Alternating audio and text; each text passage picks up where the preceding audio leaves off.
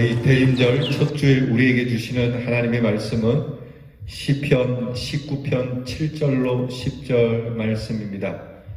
시편 19편 7절로 10절 말씀, 구약성경 816면에 있습니다. 이 말씀 여러분들에게 봉독해 드릴 때에 하나님의 귀한 은혜가 여러분과 함께하기를 바랍니다. 여호와의 율법은 완전하여 영혼을 소성시키며 여호와의 증거는 확실하여 우둔한 자를 지혜롭게 하며 여호와의 교훈은 정직하여 마음을 기쁘게 하고 여호와의 계명은 순결하여 눈을 밝게 하시도다. 여호와를 경외하는 눈은 정결하여 영원까지 이루고 여호와의 법도 진실하여 다 의로우니 금 곧 많은 순금보다 더 사모할 것이며 꿀과 송이꿀보다 더 달도다. 아멘. 오늘부터 대림절이 시작됩니다. 이번 대림절 큰 주제는 주여 회복하여 주옵소서입니다. 하나님이 주시는, 하나님이 이루시는 회복이 대주제가 되겠습니다. 이제 오늘부터 여러분들에게 이 대림절 묵상집을 나누어 드립니다. 여러분께서 이 대림절 묵상집을 가지고 하루하루 하나님께서 이루어 가시는 회복을 맛보시고 체험할 수 있기를 간절히 바랍니다. 이 주일에도 먼저 대림절 첫 번째 묵상집과 함께 나누며 주의 말씀을 선포하고자 합니다. 여러분, 대림절 묵상집을 함께 보시기 바랍니다.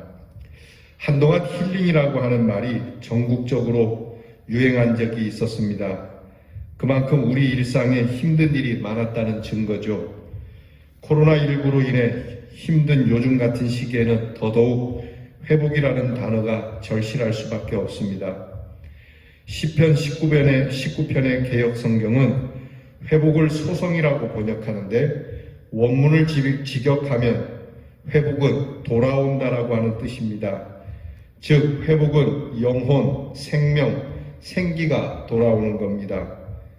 그러나 우리가 깊은 낙심과 우울의 수렁에 빠져 있을 때는 스스로 돌아오기가 여간 어려운 게 아닙니다.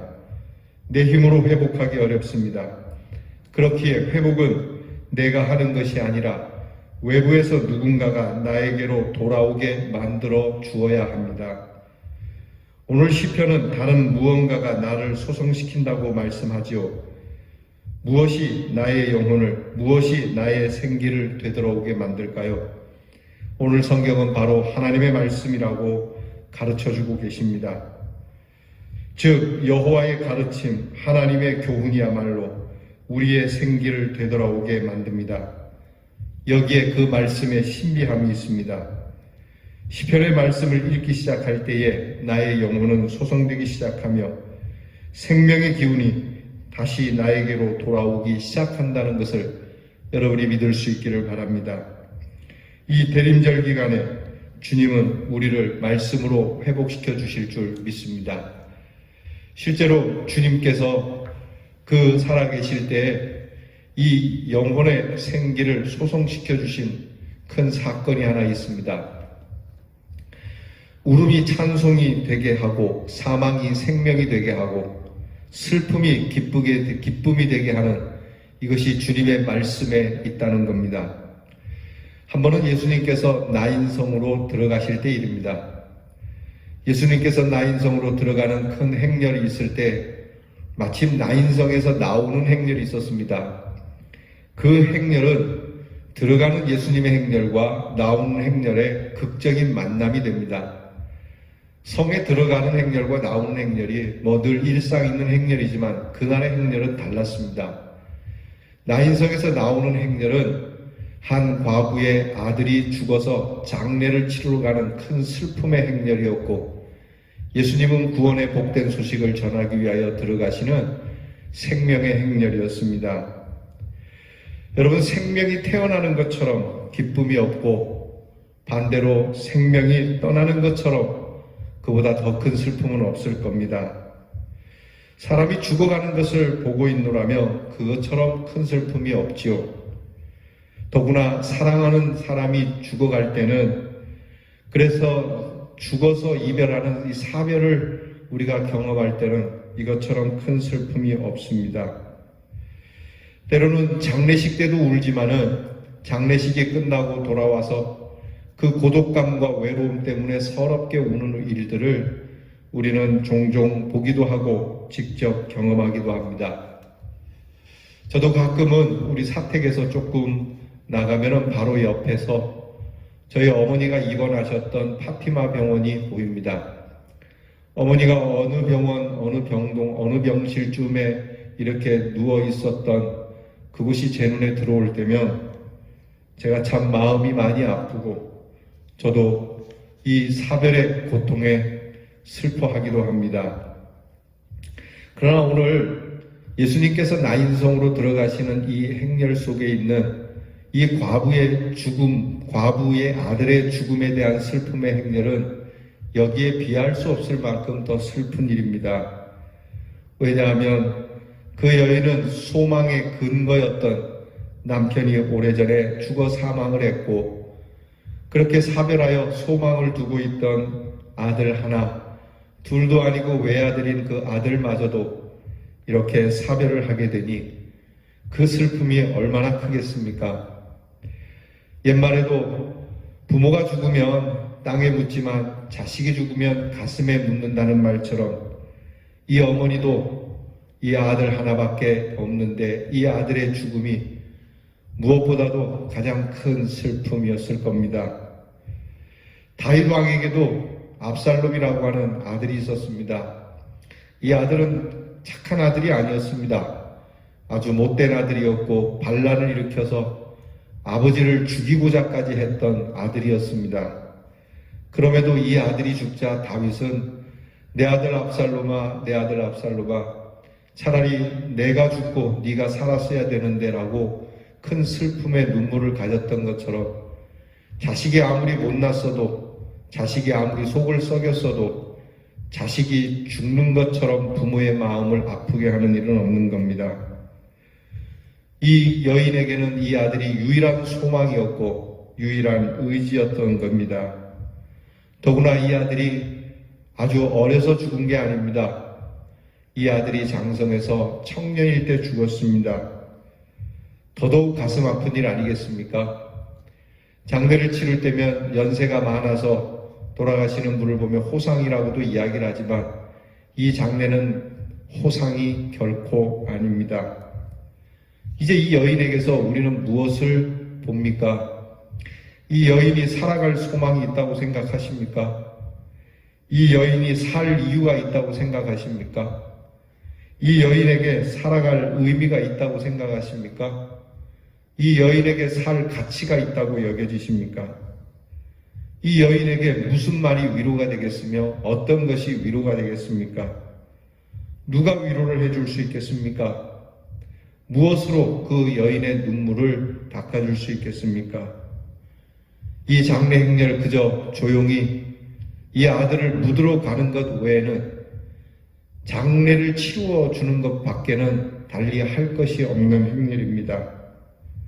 흔한 말로 이제 과부의 몸인데 아들 혹이라 생각하고 이 아들이 떠났으니까 다시 팔자를 고치라든지 새로운 길을 모색하라든지 지나간 거 후회해야 소용이 없다든지 이런저런 말들로 위로한다지만 그것이 무슨 위로가 되겠습니까? 아무것도 이 여인에게는 위로가 될 수 없습니다. 여러분, 살아가면서 이런 일들이 우리에게 많이 있습니다. 이처럼 극심한 슬픔과 같은 유사한 일들이 이런 행렬을 가져야 하는 우리의 인생 결코 부인할 수 없죠. 여러분, 이럴 때 우리는 주님의 행렬을 만나는 축복이 함께하길 바랍니다.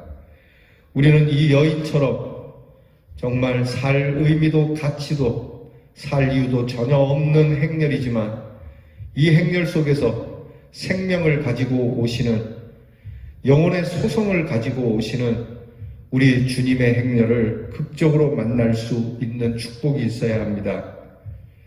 이 여인은 마침 장례 치르러 가는 길에 다행히도 장례가 끝나기 전에 이렇게 주님을 만난 큰 축복이 있습니다. 주님께서 이 행렬을 보시며 먼저 불쌍히 여기셨습니다. 누구보다도 이 생명을 잃은 슬픔을 아시는 주님이시기에 주님은 불쌍히 여기는 마음으로 이 장래의 행렬을 멈추게 하시고 주님은 딱 두 마디 하십니다. 하나는 그 여인에게 울지 말라. 여러분, 주님께서 여기에서 울지 말라고 하시는 이 말씀을 다른 사람이 흔히 말하는 울지 말라는 말과 같은 의미로 받아서는 안 됩니다. 예수님이 하시는 말씀을 우리가 예사로 들어서는 안 됩니다. 예수님은 그냥 하시는 말씀이 아닙니다. 흔히 사람들이 하는 말로 울지 말라는 그런 말씀과는 다른 겁니다. 왜냐하면 주님은 참으로 우리를 불쌍히 여기시고 우리의 고통을 너무나도 잘 아시면서 하시는 말씀인과 동시에 울지 말라 하시는 말씀은 곧 이 울음을 기쁨으로 바꿔주실 능력이 있으신 분이시기 때문에 주님은 울지 말라로 끝나는 것이 아니라 이 울음을 웃음으로 바꿔주실 능력이 있으신 분이기에 주님이 울지 말라 하시는 이 말씀을 우리는 여사스럽게 예사롭게 받지 말아야 합니다. 주님이 왜 이렇게 말씀하시는지를 깊이 생각해야 합니다. 그러므로 주님 뭐 그렇게 말씀하십니까? 다 그렇게 말하는데 주님도 그리 말하십니까가 아니라 주님이 그렇게 말씀하실 때는 우리에게 소성이라고 하는 회복이라고 하는 큰 축복을 주실 줄 믿고 그 말씀을 들어야 합니다. 주님은 연하여 누워있는 시체 청년에게 청년아 일어나라고 말씀합니다. 여러분, 시체에게 누가 감히 그렇게 이야기하겠습니까? 오늘 말씀 그대로 시편 19편 7절처럼 여호와의 율법은 완전하여 영혼을 소송시킨다는 말씀 그대로 주님의 말씀이 그 영혼이 떠나버린 청년의 육체에 주님의 말씀이 임하시는 장면입니다. 그냥 일어나라고 하는 것이 아니라 여기에 그 말씀 한마디에 영혼이 돌아와 생기가 돌게 하고 하나님의 큰 회복이 있는 역사가 일어납니다. 이것은 관념이 아닙니다. 이것은 실제입니다. 이 말씀에 능력이 있습니다. 무슨 위로의 문제가 아닙니다. 이것은 무슨 재물의 문제가 아닙니다. 이것은 무슨 사변의 문제가 아닙니다. 이것은 생명의 문제요, 실제의 문제입니다. 죽음 앞에서 여러분, 돈이 무슨 위로가 되겠고 성공이 무슨 위로가 되겠습니까? 사실 사망 앞에 참된 위로는 생명의 소송 외에는 없는 겁니다. 여기에 우리 주 예수 그리스도의 생명의 능력이 나타납니다. 참으로 이 시편 말씀처럼 하나님의 말씀, 하나님의 율법이 완전하여 영혼을 소성시키시는 우리 예수 그리스도의 그 진리의 말씀이 이 청년에게 임합니다. 그리고 이 청년은 소성이 됩니다. 이 말씀이 그대로 나타나는 상황이 되는 겁니다. 사랑하는 성도 여러분, 오늘 우리의 행렬은 어디로 향하고 있습니까? 때로 상여가 꽃으로 장식되기도 하고 멋진 캐딜락으로도 그렇게 장식되기도 합니다만 사실 상여에 불과하고 시체가 담겨 있는 것에 불과합니다. 우리의 행렬이 그와 같지 않습니까? 여러분, 우리의 삶의 행렬이 사망이 담겨 있는 화려한 행렬은 아닙니까? 멈춰야 합니다. 오늘 주님께서 우리의 행렬을 멈추십니다. 그때 그 사망과 슬픔과 그 어떤 것으로도 위로가 되지 않는 행렬을 멈추시듯 오늘 우리의 행렬을 멈추십니다. 멈추고 우리는 주의 말씀에 귀를 기울여야 합니다. 울지 마라. 청년아 일어나라. 이 말씀의 소성에 능력이 있는 줄 믿고 울음을 멈추고 생각을 멈추고 계획을 멈추고 주님의 말씀에 귀를 기울입시다. 이 말씀에 우리의 마음을 드립시다. 나그네의 행렬, 죽음의 행렬, 소망이 없는 이 행렬의 방향이 바뀝니다. 성 밖의 죽음으로 향하던 행렬, 묘지로 가던 행렬이 생명의 행렬로 바뀌었고, 우리 주 예수 그리스도의 그 말씀의 능력을 전하는 선교의 행렬로 바뀌었습니다. 삶의 의미와 방향이 죽음에서 생기로 바뀌었습니다. 슬픔의 노래가 기쁨의 노래로 바뀌었습니다. 아픔과 고통의 노래가 찬송의 노래로 바뀌었습니다. 오늘 이 말씀 우리가 다시 한번 기억해 봅시다. 여호와의 율법이 완전하여 그 영혼을 소성시킨다 하시는 이 말씀, 예수 그리스도의 그 말씀이 완전하여 우리에게 생명을 주신다는 이 말씀, 오늘 여러분 우리에게 슬픔을 변하여 노래가 되게 하시고 아픔이 변하여 기도가 되게 하시는 우리 주님의 말씀에 우리가 겸손하게 귀를 기울여 이 말씀을 듣고 나아가 우리로 하여금 이런 극한 슬픔과 사망의 행렬로 나아가 우리 주님께서 보여주신 이 귀한 능력을, 이 생명의 실제를 전하는 우리 성탄의 사람들이 될 수 있기를, 회복의 사람이 되고 소성의 사람이 될 수 있기를 우리 주님이 우리들에게 명하여 주십니다. 기도하겠습니다. 아무런 희망도 살만한 가치도 이유도 없는 이 사망의 행렬을 멈추시고 영혼을 소성시키시는 그 말씀의 능력으로 회복시켜 주신 주님, 오늘도 우리들의 삶의 행렬을 멈추시고 울지 말라 말씀하시고 일어나라 말씀하시니 주의 말씀이 우리에게 임함에 우리도 우리의 울음을 바꾸어 기쁨의 찬송으로, 우리의 슬픔을 바꾸어 감사의 소리로 바꾸는 능력이 저희들에게 있게 해 주시옵소서. 이것은 우리들에게 실제이며 이 영혼의 소생은 이미 우리에게 체험된 바이고 목격된 바이니 주님, 우리에게 말씀해 주시는 여호와의 말씀만이 오늘의 어려운 형편, 특히 코로나19 속에서도 하나님께서 소성시켜 주시는 이 하나님의 말씀의 능력이 있음을 알아 이 말씀으로 회복되어지는 큰 역사를 누리고 또 누리는 우리 대연의 성도들이 되게 해 주시옵소서.